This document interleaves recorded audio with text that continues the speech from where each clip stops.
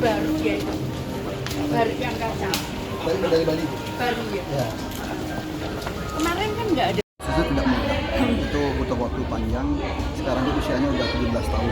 Usia Krisna udah 17 tahun, baru tanggal 16 kemarin, Maret, Mei, kita ulang tahun. Nah, proses awalnya itu 2007. Kita 2007 Krisna pertama buka, dan waktu buka pertama itu ya nyari supplier tuh susah untuk suruh masuk ke Krisna ya, nggak ada yang mau, karena kan belum punya brand kan, belum punya brand. Makanya mau nggak mau kita ke pasar pagi dengan modal seadanya, kita belilah beberapa produk handicraft untuk kita jual di Krisna. Nah, singkat cerita 2008 kita buka Krisna 2. Nah, begitu buka Krisna 2 udah mulai ada supplier atau UMKM yang masuk. Nah, tetapi masih belum pasti apakah itu tangan pertama atau kedua atau ketiga. Kebanyakan yang masuk ke sana bukan tangan pertama, rata-rata tangan kedua, tangan ketiga. Berarti kan harga produknya masih itu di 2008. Nah, 2008 itu supplier atau UMKM itu udah mulai masuk, tetapi masih terbatas, dan itu pun banyak yang ngaku tangan pertama, padahal itu tangan kedua, ketiga.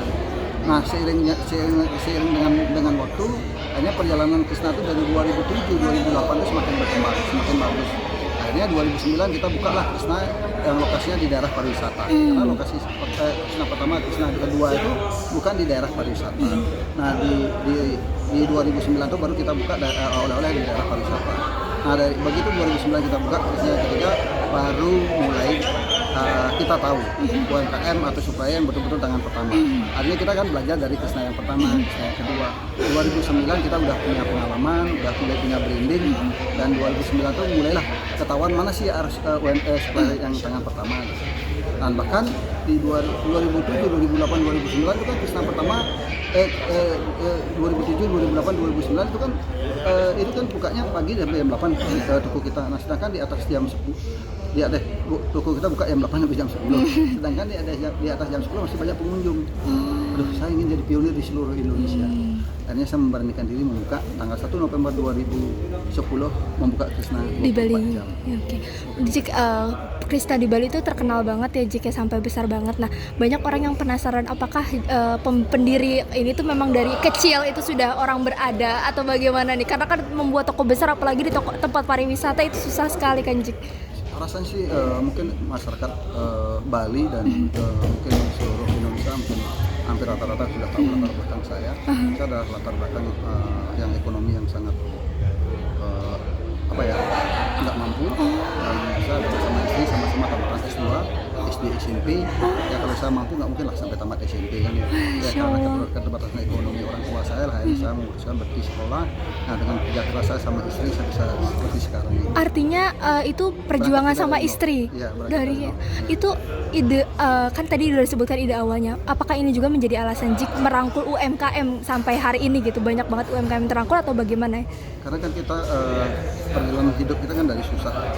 Nah, begitu kita sekarang punya usaha sebesar ini, bagi saya udah sangat bagus, sangat maju, sangat berkembang. Nah, di saat inilah saya harus berbagi kepada masyarakat, termasuk juga mengakomodir para UMKM. Nah, apalagi sekarang ini kita kan buka di Jogja daerah DIY ini. Kita mengutamakan adalah UMKM dari DIY. Yang UMKM dari sini udah 183 loh masuk ke Krisna Oleh-oleh Nusantara. Sedangkan karyawan kita baru buka aja malam ini kita udah menampung 110 karyawan. Berarti modal awalnya pada saat itu apakah Jik sama istri pada saat itu berjualan dulu baru mengumpulkan modal atau bagaimana? Sebenarnya kita dari awal sebelum buka usaha ngumpulin dari gaji bulanan waktu kita kerja sama orang kan.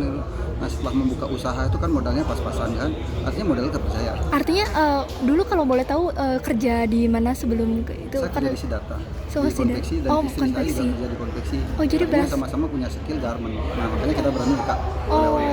Sebelum oleh-oleh kita punya konveksi. Oke. Nah, dengar-dengar sempat terpuruk pada saat pandemi, kemudian terpikirkan nih oleh-oleh Jogja. Oke, bisa diceritakan pada saat itu? Bukan Krisna aja ya, itu seluruh dunia ya. Nah, kita bicara Bali, ya Bali itu kan lockdown, apalagi Bali itu kan daerah pariwisata. Nah, memang di situ kita sempat terpuruk, cuma nggak lama ya. Kita hanya 10 bulan. Nah, 10 bulan kita terpuruk, tapi setelah itu kita cepat bangkit dibandingkan dengan yang lainnya. Nah, makanya kita kemarin bulan Maret kemarin kita launching buku, namanya judulnya adalah Pandemi Membawa Berkah. Karena pandemi lah saya berinovasi mempunyai produk yang namanya Serba Aji. Serba Aji karena ada itu. susu, ada bakpia, ada kacang aji, ada minyak aji gitu. Itu sampai penurunannya berapa persen kalau boleh tahu, Pak? Bukan turun lagi ya, itu anjlok sampai Anjlok. sampai 100%, kan tetap sempat tutup Ya. kan, sempat tutup. Nah, sedangkan pandemi 2022 udah mulai pulih. Kita 2022 awal udah balik.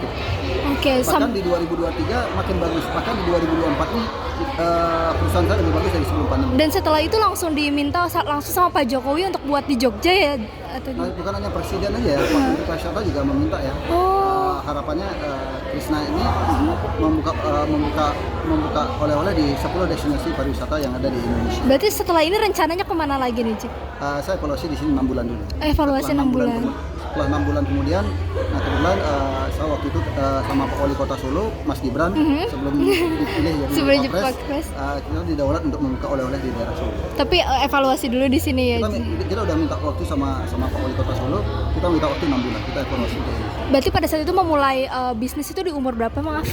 Saya umur sebelum Krishna oleh-oleh saya di konveksi ya, kalau nggak salah mungkin umur 18-19 tahun. Berarti itu masih muda. Ada mungkin tips atau arahan nih buat teman-teman yang masih muda biar bisa semangat gitu, walaupun dari ekonomi rendah. Nah, buat masyarakat Indonesia terutama Anak-anak muda. mudi Indonesia, jangan pernah menyerah. Semangat kerja dengan tulus, biarkan seperti air mengalir, itulah kerja. Oke, sip.